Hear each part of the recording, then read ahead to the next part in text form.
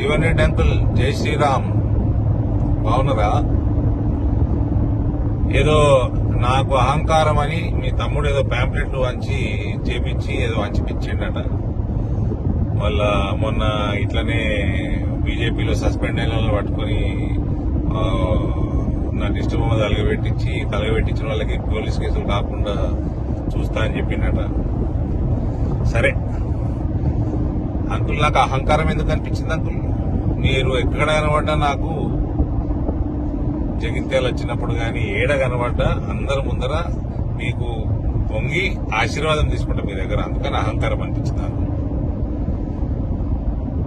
రెండోది, లేకపోతే మీకు ఒకప్పుడు భారతీయ జనతా పార్టీ ఉన్నట్టు 3,000 ఓట్లు 4,000 ఓట్లు జగిత్యాలు వచ్చేటట్టు అట్లా ఈ మధ్య లేదు, మీ చెప్పు చేతలా నడుస్తలేదు అన్న పరిస్థితి ఉంది. కాబట్టి పార్టీని పెంచినాం కాబట్టి 5 సార్లు మా మీద అటాకులైనా, మా ప్రాణాల మీద మా ఇండ్ల మీద అటాకులైనా దగ్గరుండి పార్టీని పెంచినాం కదా అంకుల్. అందుకని అహంకారం అనిపిస్తుందా మీకు? ఎందుకు అనిపిస్తుంది అంకుల్ అహంకారం? మూడోది, ఇవ్వండి ఏంది, నేను అద్దాలు పెట్టుకుంటే నా కళ్ళు చల్లగా ఉంటాయి, ఎండ బయట ఎండ ఉంటుంది, చల్లగా ఉంటుంది అని పెట్టుకుంటా. మీ తమ్ముడికి ఏమి వచ్చింది అంకుల్ నేను అద్దాలు పెట్టుకుంటే? చెప్పండి. అయినా మీరు 2014లో నాకు గుర్తున్నది, మీ ప్రియమిత్రుడు డి శ్రీనివాస్ కొడుకుని నేను అప్పట్లో రాజకీయాల్లో కూడా లేకుంటే లాస్ట్ ఎలక్షన్ అని నిలబడతా అన్నారు. 2018లో లాస్ట్ ఎలక్షన్ అన్నారు. తర్వాత 19లో ఎమ్మెల్సీ అయినరు. మీకు 2026, 25, 19లో కాదు 2020లో అయినరు ఎమ్మెల్సీ. 26 దాకా ఎమ్మెల్సీ ఉన్నారు మీకు. తర్వాత 2023లో మళ్ళీ ఎమ్మెల్యే లాస్ట్ ఎలక్షన్ అన్నారు. గెలిస్తే మంత్రి అయిదాం అనుకున్నారు. కానీ జగిత్యాల ప్రజలు మిమ్మల్ని మళ్ళా 18లో 60,000 తోటి, 23లో 20,000 తోటి మీరు మిమ్మల్ని ఓడించారు. ఇప్పుడు మళ్ళా ఎంపీ నిలబడతా అంటున్నారు. మళ్ళా లాస్ట్ ఎలక్షనే అంటారు మీరు.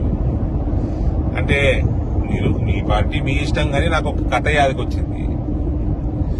కథ కాదు, నిజమే ఇది. లాలూ ప్రసాద్ యాదవ్ గారు రైల్వే మంత్రిగా ఉండే.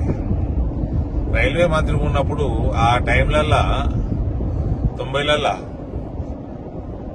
మళ్ళా ఆయన మంత్రిగా ఉన్నప్పుడు నేషనల్ ఫ్రంట్ గవర్నమెంట్, తర్వాత యూపీఏ గవర్నమెంట్ లో వివిధ పోర్ట్ఫోలియోలలో ఒకసారి రైల్వేస్ చేసేట, డేట్ కరెక్ట్ గుర్తులేదు కానీ అప్పట్లో బాగా దొంగతనాలు అవు రైళ్లలో. అయితే రైల్వే ఆఫీసర్లందరూ రైల్వే మినిస్టర్ లాలూ ప్రసాద్ యాదవ్ దగ్గర పోయినట. పోయి, సార్ ఈ పలానా స్టేషన్లా ఎప్పుడు వచ్చి బండి నిలబడ్డా లాస్ట్ బోగిలా దొంగలు పడుతున్నారు సార్, దొంగలు పడి దోసుకుంటున్నారు, ఎప్పుడు లాస్ట్ బోగే టార్గెట్ చేస్తున్నారు.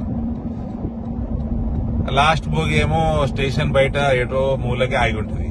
స్టేషన్ లో ట్రైన్ వచ్చినప్పుడు వీళ్ళు స్టేషన్ లో ఉన్న స్టేషన్ మాస్టర్ పోలీసు వాళ్ళని తీసుకుని ఉరికే వరకు ఆ దొంగలు వారిపోతున్నారు అడిగింది. అంటే లాలూ ప్రసాద్ అన్నమాట, ఇంత పంచాయతీ ఎందుకయా, గమ్మున లాస్ట్ బోగి తీసేస్తే అయిపోతుంది కదా అన్నమాట. గట్ల ఉంది పరిస్థితి. అంకుల్, మీరు పెద్దలు, నేను మీ కొడుకు లెక్క, కొడుకు వయసు నేను. ఎలక్షన్లు కొట్లాడితే కొట్లాడదాం, ఏమి ఇబ్బంది లేదు, మంచిగా కొట్లాడదాం, ముందాగా కొట్లాడదాం. కానీ మీ ఇంటి వాళ్ళకి చెప్పుర్రి, కొంచెం ఇట్లా చిల్లర వ్యవహారాలు చేయొద్దని చెప్పుర్రి. నాకు బాజాబ్తా భారతీయ జనతా పార్టీని కాంగ్రెస్ పార్టీ తోటి ఈక్వల్ గా ఓట్లు తెచ్చినాం కదా ఎలక్షన్లలో, అసెంబ్లీలో. ఇక పార్లమెంట్లో అంటే ఎడదట్టుకుంటారు నాకు. నేను చేసిన వాగ్దానాన్ని చేస్తే మీరు 45 ఏళ్ళు చేయలేంది మీ పార్టీ, మీరు నేను తెచ్చిపెడితే రైతులకి. ఇప్పుడు అంతా అవన్నీ నేను చెప్పిన పనులను చేసిన, నేను పార్టీని పెంచుకున్నా. ఇవన్నిటితో పాటు రామమయం ఉన్నది, అంతా మోడీమయం ఉన్నది, రామమయం ఉన్నది, హర హర మోదీ, గర్గర్ మోదీ ఉన్నది. ఇవన్నీ కలిసి వస్తే మీకు బాధ. మళ్ళీ ఈ లాస్ట్ ఎలక్షన్, మళ్ళీ లాస్ట్ టైం ఓడిపోతామో, మళ్ళీ ఇంకొక లాస్ట్ ఎలక్షన్ ఉంటుందో తెలియదా మనకి. కాబట్టి ఇవన్నీ వద్దు. మీరు పెద్ద మనుషులు, మీరు మమ్మల్ని ఆశీర్వదించాలి.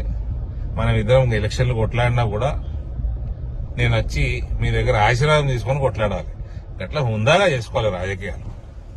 వినరా అంకుల్? మీ తమ్ముడికి ఎప్పుడు చేరా ఈ చిల్లర పనులు పని చేయమని చెప్పారు. భారత్ మాతాకి జై.